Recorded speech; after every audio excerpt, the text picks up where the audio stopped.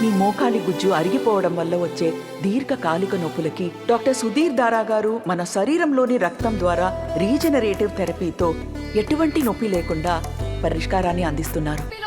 ముంచుకొస్తున్నాయి. ఈసారి ముందుగానే ఎన్నికలు వచ్చే అవకాశం ఉందని ఇప్పటికే పార్టీ నేతలకు ముఖ్యమంత్రి జగన్ హింట్ ఇచ్చారు. అటు చంద్రబాబు కూడా ఎన్నికలకి సిద్ధమవుతున్నారు. మరోవైపు ఎన్నికల సంఘం కసరత్తు షురూ చేసింది. ఇందులో భాగంగా ఏపీలో పర్యటించనుంది కేంద్ర ఎన్నికల సంఘం. ఎన్నికల ఏర్పాట్లు, ఓటర్ల జాబితాలు, పోలింగ్ స్టేషన్లు, సిబ్బంది వంటి అంశాలపై చర్చించేందుకు కేంద్ర ఎన్నికల సంఘం ప్రతినిధులు ఏపీకి రానున్నారు. 2 రోజుల పాటు అధికారులతో ఆయా అంశాలపై చర్చిస్తారు. ఈ నెల 21వ తేదీ సాయంత్రం విజయవాడకు చేరుకోనుంది కేంద్ర ఎన్నికల బృందం. ఈ నెల 22వ తేదీన 26 జిల్లాల కలెక్టర్లు, ఎస్పీలు, ఇతర ముఖ్య అధికారులతో సమావేశం కానున్నారు. ఆయా జిల్లాల వారీగా ఓటర్ల జాబితాలు, ఎన్నికలకు సంబంధించిన ఏర్పాట్లు, సున్నితమైన ప్రాంతాలు, ఇలా అన్ని విషయాలపై అధికారుల నుండి సమాచారం తీసుకోనున్నారు. మొదటి రోజు అన్ని జిల్లాలకు సంబంధించిన సమీక్షలు పూర్తి కాకుంటే ఈ నెల 23వ తేదీ కూడా మిగిలిన జిల్లాల కలెక్టర్లు, ఎస్పీలతో సమావేశం కానున్నారు. ఇక జిల్లాల అధికారులతో సమావేశం ముగిసిన తర్వాత ఈ నెల 23వ తేదీ మధ్యాహ్నం సచివాలయంలో ఎన్నికలకు సంబంధించిన శాఖల అధికారులతో సమావేశమవుతారు. 2 రోజుల పర్యటనలో ఎన్నికల నిర్వహణకు సంబంధించి తీసుకోవాల్సిన ఏర్పాట్లపై అధికారులకు దిశానిర్దేశం చేయనున్నారు. ఇదే సమావేశంలో ఓటర్ జాబితా పైన అధికారులకు పలు సూచనలు చేసే అవకాశం ఉంది. కేంద్ర ఎన్నికల సంఘం ప్రతినిధులు రాష్ట్రానికి వస్తుండటంతో రాష్ట్ర ఎన్నికల అధికారులు కూడా అన్ని వివరాలు సిద్ధం చేస్తున్నారు. మొత్తంగా ఈసీ పర్యటనతో ఎన్నికల ప్రక్రియకు మొదటి అడుగు పడనుంది. ఇక ఎలక్షన్ హీట్ మొదలు కానుందా? పూర్తి వివరాలు అందించడానికి మా ప్రతినిధి ఎంపీ రావు లైవ్ లో సిద్ధంగా ఉన్నారు.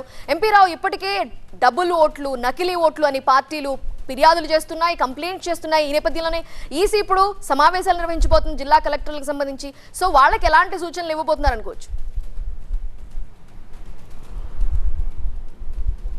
అంటే ఈ నెల 21వ తేదీ సాయంత్రానికి కేంద్ర ఎన్నికల సంఘం ప్రతినిధులు రాష్ట్రానికి వస్తున్నారు. 22, 23 ఈ 2 రోజుల్లో కూడా మొత్తం అన్ని జిల్లాల ముఖ్య అధికారులతోటి, జిల్లా కలెక్టర్లు, ఎస్పీలతోటి సమావేశమవుతున్నారు. 26 జిల్లాల కలెక్టర్లు, ఎస్పీలతో సమావేశమైన తర్వాత 2వ రోజు 23వ తేదీ మధ్యాహ్నం సచివాలయంలో రాష్ట్ర స్థాయి అధికారులతో సమావేశం అవుతారు. ప్రధానంగా ఇది రాష్ట్ర సార్వత్రిక ఎన్నికలకు సంబంధించి ఇది మొదటి అడుగుగా మనం చెప్పుకోవాలి. ఎందుకంటే జూన్ 10వ తేదీలోపు ఎన్నికల ప్రక్రియ ముగించాలి. గతంలో 2019లో ఏప్రిల్ 11వ తేదీన ఎన్నికలు జరిగాయి కాబట్టి అందులోనూ 2 రోజుల క్రితం సీఎం జగన్మోహన్ రెడ్డి ఒక 20 రోజుల ముందే నోటిఫికేషన్ వస్తుందని చెప్పారు. కాబట్టి ఇప్పుడు సిఈసి టీం రాష్ట్రానికి రావడం అనేది ఇప్పుడు చర్చగా ప్రాధాన్యతాంశంగా మారినటువంటి పరిస్థితి. ఎందుకంటే సిఈసి టీం కలెక్టర్లు, ఎస్పీలతో ఎన్నికలకు సంబంధించినటువంటి ఏర్పాట్లు, అసలు జిల్లాల వారీగా మొత్తం ఓటర్లు ఎంతమంది ఉన్నారు, ఎన్ని పోలింగ్ స్టేషన్లు అవసరం అవుతాయి, అక్కడ సిబ్బంది ఎంతమంది అవైలబిలిటీగా ఉన్నారు, అలాగే సమస్యాత్మక ప్రాంతాలు ఎన్ని ఉన్నాయి, ఇటువంటి అంశాల మీద మొత్తం జిల్లా కలెక్టర్లు, ఎస్పీలతోటి ప్రధానంగా చర్చించనున్నారు. దాన్ని బేస్ చేసుకున్న తర్వాత అప్పుడు పోలింగ్ ఎన్ని రోజులు జరపాల్సి ఉంటుంది అనే దాన్ని ఒక నిర్ణయానికి తీసుకోవడంలో భాగంగా ముందుగా కలెక్టర్లు, ఎస్పీలతో పూర్తి స్థాయి జిల్లాలకు సంబంధించినటువంటి సమాచారం అంతా కూడా తీసుకొని ఉన్నారు. ఇది చాలా కీలకమైనటువంటి సమావేశము.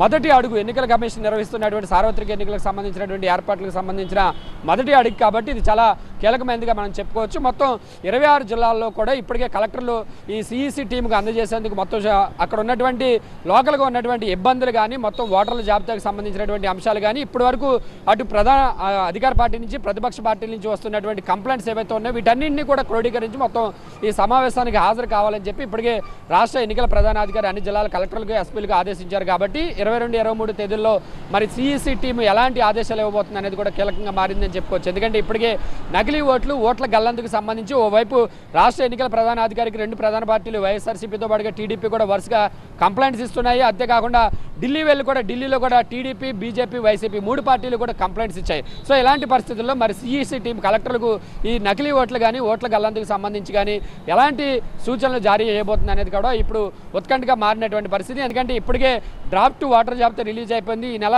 26వ తేదీ వరకు కూడా ఈ ఓటర్ల జాబితా మీద వచ్చినటువంటి అభ్యంతరాల పరిశీలన కూడా జరుగుతుంది. ఈ జనవరి 5వ తేదీన ఫైనల్ ఓటర్ జాబితా, ఫైనల్ ఎస్ఎస్ఆర్ రిలీజ్ చేసేందుకు కూడా రాష్ట్ర ఎన్నికల సంఘం అధికారులు ముందుకు వెళ్తున్నటువంటి సమయంలో సిఈసి టీం వస్తుంది. అయినప్పటికీ కూడా ఈ ఓట్ల పంచాయతీ ఇంకా కొనసాగుతూనే ఉంది కాబట్టి ఈ ఓట్ల పంచాయతీకి సంబంధించి సిఈసి టీం ఎలాంటి ఆదేశాలు జారీ చేస్తుంది అనేది కూడా కీలకంగా మారినటువంటి పరిస్థితి. సో ఓవైపు సిఈసి టీం రాష్ట్రానికి వస్తుంది, మరోవైపు ముఖ్యమంత్రి జగన్మోహన్ రెడ్డి నిన్న కాక మనం చేసినటువంటి వ్యాఖ్యలు కూడా రాష్ట్రంలో పొలిటికల్ హీట్ పెంచేశాయని చెప్పుకోవచ్చు. ఒకవైపు ఎన్నికలకు ఏర్పాట్లు ప్రారంభమవుతున్నాయి, మరోవైపు రాజకీయ వేడి కూడా ప్రారంభమైపోయింది. ముందస్తుగా ఎన్నికలు వస్తాయని చెప్పి స్వయంగా సీఎం ప్రకటన చేయడంతో అటు పొలిటికల్ గాను హీట్ పెరిగిపోయింది. సిఈసి టీం వస్తూ ఉండడంతో ఎన్నికల ఏర్పాట్లు కూడా ప్రారంభమవుతున్నాయి. కాబట్టి నెక్స్ట్ వీక్ నుంచి అంతా కూడా రాష్ట్రంలో ఆంధ్రప్రదేశ్లో 2024 ఎన్నికలకు సంబంధించి హీట్ పెరిగిపోయేటటువంటి అవకాశాలు కూడా కనిపిస్తున్నాయి. Right MP Rao, thank you.